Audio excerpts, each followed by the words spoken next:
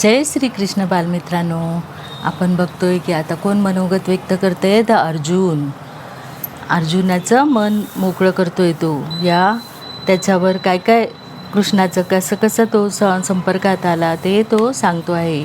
तर आम्हा सर्व कौरव पांडवात किंकर काट्यासारखा घुसला होता तो गांधार नरेश, सुबल राजाचा पुत्र शकुनी, अंध महाराज धृतराष्ट्र आणि त्यांच्यासाठी अंधत्व पत्करल्या महाराणी गांधारी देवी यांना दुर्योधन व त्याचे 99 बंधू यांच्यासह शकुनी आपल्या हाताच्या बोटावर थैथ नाचवित होता.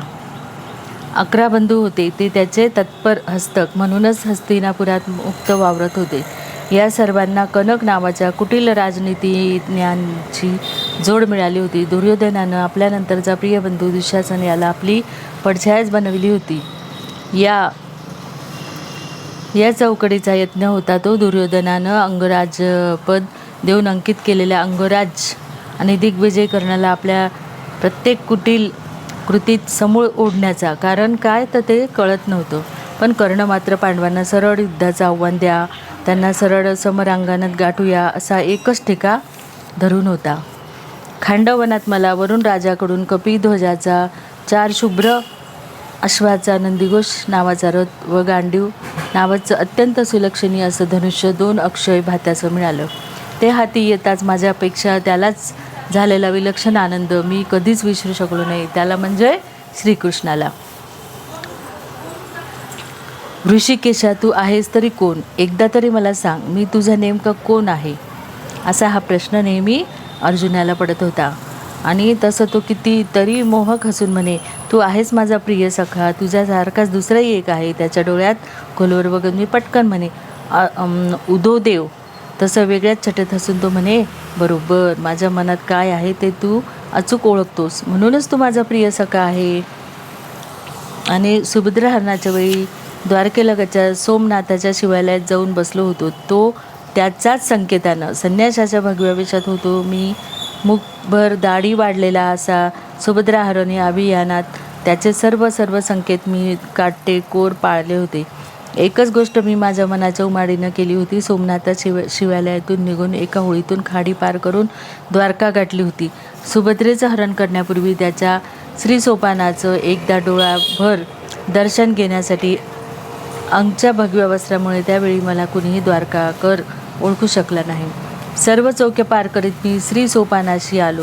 तेवढ्या जळजळीत आणि भव्य दिसत होता तो सुवर्णी सोपान. कितीतरी उंच, कितीतरी पायदंड्यांनी मंडित असा. मी त्याच्या सर्वात खालच्याच समोरच्या पायदंडीजवळ गेलो. अनेक संमिश्र भावनांनी माझं बक्ष भरून आलं. मी त्या पायदंडीवर आपलं मस्तक टेकून या श्रीसोपानाला मनोभावानं वंदन केलं. काही वेळ मस्तक या पायदंडीवर तसंच विसावून ठेवलं. असा सुभद्रा कुरुश्रेष्ठ दुर्योधनाशी होणाऱ्या शुभविवाहापूर्वी कुलदेवीचे दर्शन घेण्यासाठी तिकडे निघेल.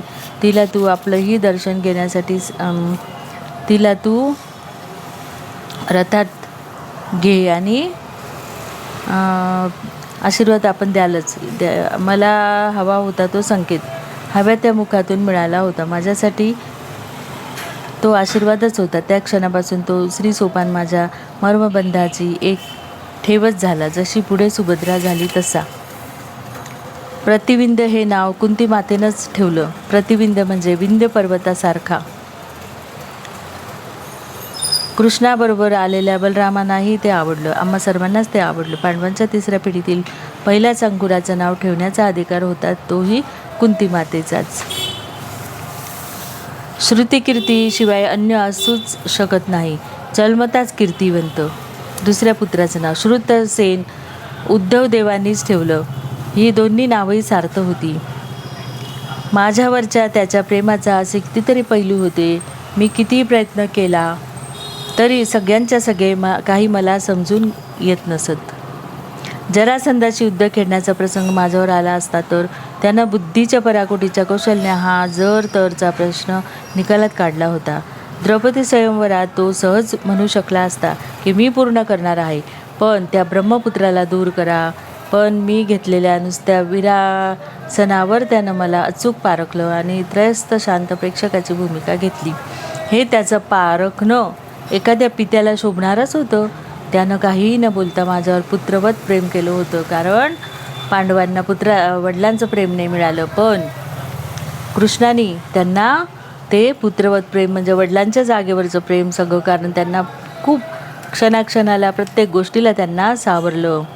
मात्र त्या विरोधाची भाषा कधीच अनादराची नसे. श्रीकृष्णाच्या आवडत्या प्रिय पत्नी रुक्मिणी देवी माझ्याही आवडत्या बहिणी होत्या. समुद्रात आपला गडवा ओतून त्याला कुणीतरी भरती आणू शकेल काय? रुक्मिणी बहिणी आणि द्रौपदी कोणत्याही कारणासाठी एकमेकींशी बोलत असल्या की मी आपोआपच मूक श्रोत्याची भूमिका घेई. द्रौपदी बडबडी ते बडबडणंही आग्रही. तिचा उत्साह कमी होऊ नये याची दक्षा घेत रुक्मिणी वहिनी अधूनमधून एखादंच वाक्य बोलत, तेही प्रश्नासारखं असे. मग द्रौपदीचा वृषभरथ उधळून धावत सुटे. एक गंमत होती, त्या दोघीही मी एकतो आहे याचं भानच विसरलेल्या असत. अशा वेळी कृष्ण तिथे आला की किमयीची गाडी फिरे. दोघी एकदमच बोलायचं थांबत त्यांच्याकडे नुसत्याच बघत राहत. मग तोही त्यांनी माझ्याकडे इतका वेळ दुर्लक्ष केलं याचं त्यांना कुशलतेनं भान येई. आमच्या सर्व पांडव पुत्रात अभिमन्यू वेगळाच होता. नवनवी शस्त्र व अस्त्रविद्या जाणून घेण्याची त्याला तीव्र ओढ होती. तसाच तो अतिशय विनयी होता. गुरुपुत्र अश्वत्थामा डोळे विस्फारून भान अर्पण बघतच राहिला. कृष्णाच्या वर उद्धारलेल्या उजव्या हाताच्या तर्जनीवर प्रचंड गतीचं तेजेंद्र फिरताना त्याला दिसू लागलं. ते 12 आऱ्याचं वज्रनाभीचं होतं. त्याचा प्रकाश आणि कृष्णाच्या मुखमंडलावरचा प्रकाश यात काहीच अंतर नव्हतं. अश्वत्थाम्यानं ते तेज बघणं असह्य झाल्यानं गपकन डोळे मिटले. आता वाद्याचा कल्लोळ कमी कमी होत लुप्त झाला. श्रीकृष्णाच्या उजव्या बाजूशी वाळूवर त्यानं तर्जनीवर उतरलेलं तेज 12 आऱ्याचं वज्रनाभीचं चक्र ठेवलं. कारण की एकदा अश्वत्थामा याला गेला होता, कुठे, द्वारकेला. आणि मग त्यांनी सांगितलं की कृष्ण आम्हाला तुझं जे चक्र मिळालेलं आहे ते दे. आणि मग कृष्णाने पण त्याची परीक्षा घेतली. ठीक आहे म्हणे, मी देतो. आणि त्यांनी ते वाळूवर ठेवलं आणि समुद्राचं पाणी आणलं आणि त्याच्यावर ते अर्ध सोडलं आणि त्याला सांगितलं की हे उचलून. पण जेव्हा तो उचलायला गेला तेव्हा ते त्याच्याने उचलूच शकत नव्हतं. ते इतकं जड झालं होतं. आणि मग तेव्हा त्यांनी सांगितलं की द्वारकाधीशा, मी योग्य वाटत असेन तर तुझं दिव्य सुदर्शन चक्र मला समंत्र देऊन टाक. तुझ्याकडे समोरच्या पश्चिम सागरा एवढं विशाल मन असेल तर या गुरुपुत्र अश्वत्थामाला काय हे सुदर्शन दान करून टाक. पण ते तो उचलूच शकला नाही. अश्वत्थामाही काहीच न बोलता आज्ञाधारकासारखा उठला. पुढे होत त्याने श्रीकृष्णाचे चरणच धरले. म्हणाला, तुझं लक लाभ हो हे सुदर्शन. ऋषिकेशा, तुझ्याशिवाय अन्न कोणालाच ते लाभणार नाही. दयावंत हो आणि ते परत घे. त्याला प्रेमाने वर उठवून त्याचे खांदे थोपटत कृष्ण म्हणाला, डोळे मिटून काहीतरी मंत्र पुटपुटून म्हणाला, घेतलं. दोघे गरुड ध्वजाकडे चालू लागले. कृष्णाला मध्येच वळून मागे बघितलं. संध्येच्या अदूक प्रकाशात पुडणीच्या वाळूवरचं साकार सुदर्शन निराकार झालं होतं. ते मावळलेल्या सूर्यबिंबाला भेटण्यासाठी तर गेलं नसावं. म्हणजे असं त्याला राजसूयज्ञ सुदर्शनाचं प्रक्षेपण करताना मी प्रत्यक्ष पाहिलं होतं. अक्षय भात्यासह सुलक्षणी गांडीव माझ्याजवळ होतं. मी नारायणास्त्र पाशुपत यांचा अधिकारी होतो, तरी मला श्रीकृष्णाच्या सुदर्शनाचा असा लोक कधीच झाला नव्हता.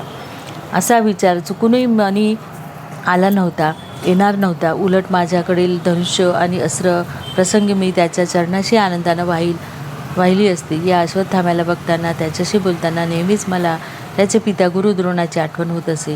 गुरुद्रोण म्हणजे साक्षात धनुर्वेद होते. शस्त्रास्त्राचं त्यांचं ज्ञान सागरासारखं थांग होतं. त्याच आम्हा कौरव पांडवांना शिष्यावरील प्रेमही गुरुला शोभेल असंच होतं. त्यांनी गुरुदक्षिणेमध्ये एकच मागितलं होतं की द्रुपद राजा जो त्यांनी अपमान केला होता यांचा, कारण तो एकाच गुरुवर्यात जे शिकायला होते असूनही, गुरुबंधू असूनही त्यांनी याला एक गायसुद्धा दिली नव्हती गुरुदक्षिणा म्हणून. द्रुपदाला बंदिवान करून माझ्यासमोर आण, तीच गुरुदक्षिणा. कारण होतं ते हे की पूर्वी एकदा दरिद्री द्रोणाचा स्नेह द्रुपद राजाची अवहेलना होता. द्रोण तो अवमान विसरले नव्हते. त्यांची ही मागणी आता पूर्ण करण्यासाठी पुढाकार घ्यावा लागला. तो मलाच म्हणजेच अर्जुनाला गुरुदक्षिण म्हणून मी सादर केलं. बस्तिक बाण उचलला. त्या बाणाचं मळसूत्र बरेच दिवस तो न हाताळल्यामुळे घट्ट बसलं होतं आणि ते निघत नव्हतं. म्हणून त्यांनी प्रयत्न करून काढलं, पण त्यांच्या बोटाला इजा झाली, कोणाच्या कृष्णाच्या. आणि मग तिथून रक्ताची धार चिरकांडी उडायला लागली. आणि म्हणून रुक्मिणीने ते पटकन असं दाबून धरलं. आणि तिथे सुभद्रा पण होती आणि द्रौपदी होती. पण सुभद्रा गेली पट्टी आणायला आणि द्रौपदीने काय केलं, आपल्या भरजरी शालूची पट्टी काढली आणि पटकन त्याच्या हाताला ती बांधली. म्हणून आपण ती गाणं आहे, चिंदी बांधते द्रौपदी हरीच्या बोटाला. आणि ही आपले ढोंटे महाल पट्टी शोधायला. म्हणजे द्रौपदीनं मात्र कसले अवमान न करता अंगावरच्या भरजरी अंकुशाचा पदर टरकन फाडला. पुढे होत रुक्मिणी वहिनीचा अंगठा आपल्या प्रिय सख्याच्या तर्जनीवरून दूर केला. हातच्या भरजरी वस्त्रपट्टीनं लागलीच व्रण आवळून रक्तधार थोपवले. श्रीकृष्ण जो आपला याच तर्जनीने 12 आऱ्याचं वज्रनाभीचं सुदर्शन तोलत होता, तो वस्त्रपट्टीकडे बघत हसू लागला. इतक्या सुभद्रा हाती वस्त्रपट्टी घेऊन परतली. श्रीकृष्णानं तिघींच्याकडे बघून हसून शांतपणे बघितलं. तो द्रौपदीकडे बघत म्हणाला, वस्त्रापेक्षा रक्त मोलाचं हे तुला कळलं. वस्त्रासाठीच रक्तही सांडावं लागतं हेही यावेळी कळेल. म्हणजे म्हणूनच भगवंतानी अशी सखी, तिचं प्रेमळ अंतःकरण आणि तिला कठीण काळामध्ये वस्त्र पुरवलेलं आहे. त्या चिंदीच्या ऋण फेडण्यासाठी तो वस्त्ररूप झाला आणि द्रौपदीची लज्जा वाचवली. शिशुपाल वधापूर्वी अर्जुन आणि नंतरचा अर्जुन मला वेगळाच वाटत आला होता. सुभद्रेचं हरण करून मी इंद्रप्रस्थात परतलो. मला सर्वाधिक चिंता होती ती सुभद्रेमुळे मानिनी व आग्रही द्रौपदीची प्रतिक्रिया काय होईल ही. तिचा कडक व स्पष्ट वक्ता स्वभावाप्रमाणे ती मला धारेवर धरणार हे स्पष्टच होतं. कदाचित तिनं श्रीकृष्णालाही तसं धारेवर धरलं असतं. तिच्या या संभाव्य रोषासाठी मी माझं मन बांधूनही घेतलं होतं. सुभद्रा विवाहानंतर तिच्यासह मी पहिल्याच दिवाळी सणासाठी जामात म्हणून द्वारकेत आलो होतो. केवढं कौतुक केलं होतं यादवांच्या स्त्रीपुरुषांनी माझं. शिशुपालवध जसा सदैव लक्षात राहील तशीच ही द्वारकापेठही माझ्या लक्षात राहील. कोजागिरीच्या तपका एवढा सुंदर चंद्र द्वारकेच्या गगनमंडलावर उगवला. आज झाडून सारे स्त्रीपुरुष द्वारकाकर नगराच्या मध्यभागीच्या प्रमुख विशाल उद्यानातील सरोवरा काठी जमले. काही संगीतज्ञ यादवांनी 8 हात खोलीचे खड्डे खणले होते. आतून ते चिकणमाती व चुनखडीने लिपून घेण्यात आले होते. चारी बाजूनी कमावलेली वृषभ कातडी ताणून त्या खड्ड्याच्या मुखावर बसविली होती. युद्धातील दुंदुभीसारखे हे प्रचंड भूनगारेच तयार करण्यात आले होते. त्याला मंडल टाकून 8 उघडे बंब पिळदार नगरावादक यादव बसले होते. त्याच्या दोन्ही हाताची शिंग, तुतारी, झांजा अशी वाद्य घेतलेले वादकही बसले होते. अशी दिवाळ सण इंद्रप्रस्थात परतताच मी कुंती मातेला भेटलो. तिला द्वारकेचा वृत्तांत सांगताना मी रास खेळल्याचं सांगितलं. कृष्णानं रासमंडलात कधी कुणाच्याच कंठात घातली नाही. ती वैजयंतीमाला माझ्या कंठात कशी घातली हा वृत्तांत तिला आवर्जून दिला. तो एकतास ती मंद सर हसली. मला आज पहिल्यांदा जाणवलं तिच्या हास्यात श्रीकृष्णाच्या हास्याच्या प्रतिबिंबाची छटा आहे. वसुदेव महाराज आणि देवकी रोहिणी माता यांचे क्षेमकुल विचारून मग ती म्हणाली, त्यानं तुझ्या कंठात आपली वैजयंतीमाला घातली याला खूप अर्थ आहे.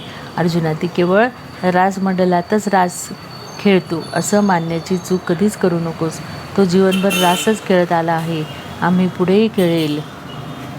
त्यानं तुझ्याच कंठात सर्व यादवांच्या साक्षीनं वैजयंतीमाला चढवली याचा नीट अर्थ कळला काय तुला? म्हणजे मी तिला विचारलं, अर्जुना, तो भविष्यात कसला तरी मोठाच रास खेळणार आहे. त्यात तुझ्याकडे प्रमुख भूमिकेचं दायित्व येणार आहे.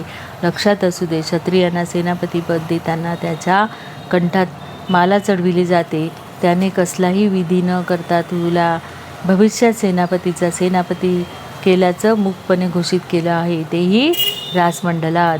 माझ्या कुंती मातेचं असं बोलणं मी बालपणापासून ऐकत आलो होतो. तिचं म्हणणं ऐकून मी विचारातच पडलो. जो काही मी घडलो होतो तो तिच्याच संस्काराने बोल्यानी अशी कृष्ण भगवान आपल्या शकुनी होताच नव्हता, इतक्या करण्यात इतकं निष्णांत होता.